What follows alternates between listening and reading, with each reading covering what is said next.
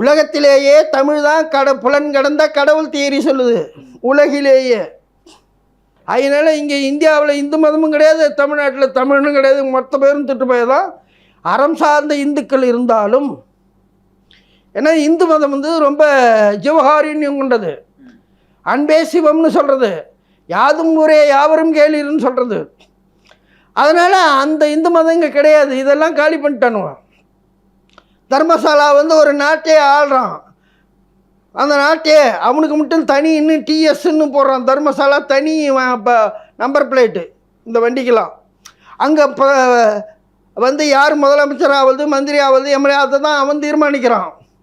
இதெல்லாம் காலி பண்ணுறதுக்கு தான் இந்திரா காந்தி உச்சவரம்பு கொண்டாந்தாங்க, நில உச்சவரம்பு கொண்டாந்தாங்க.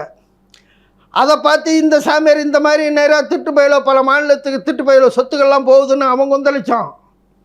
இதே மாதிரி இதை விட கூடுதலான சொத்து வச்சுருக்கான்ல மிஷினரி, கிறிஸ்தவ மிஷினரி எல்லா மாநிலத்திலையும் அவன் கொந்தளிச்சான். அதனால் இந்திரா காந்தியை போட்டு தள்ளிட்டு இந்திரா காந்தி இறந்த பிறகு இந்தியா டோட்டலாக அவன் கட்டுப்பாட்டுக்கு போயிடுச்சு. இப்போ எல்லோரும் கட்சி பண்ணி சொன்ன பேச்சு இல்லாட்டி போட்டு தள்ளுறான். நீ எவ்வளோ சீரழிவு கலாச்சாரம், பொம்பளை வேணுமா, தண்ணி வேணுமா, என்ன வேணுமா, காசு வேணுமா எடுத்துக்கோ, சொல்கிற வேலையை செய்ய, அவ்வளோதான். எவனையும் இற முடியாமல் பார்த்துக்கோ, மட்டம் தட்டிக்கிட்டே இரு. அறிவுபூர்வமாக எவனாச்சும் வந்தானா அவனை போட்டு தள்ளிடு. ஐயோக்கண்ணா நீனே தலைவராரு, மீடியா அவனுக்கு சப்போர்ட் பண்ணுது, மீடியாவில் எல்லா சீரழிவும் நான் கொடுக்குறேன், அவன் அதை கெட்டு போட்டு மீறி வந்தானா போட்டு தள்ளிடு. இதுதான் மேட்ரு. ஒரே நாளில் காலி பண்ணுறான். இங்கே யாரும் எதுவும் பண்ண முடியாது.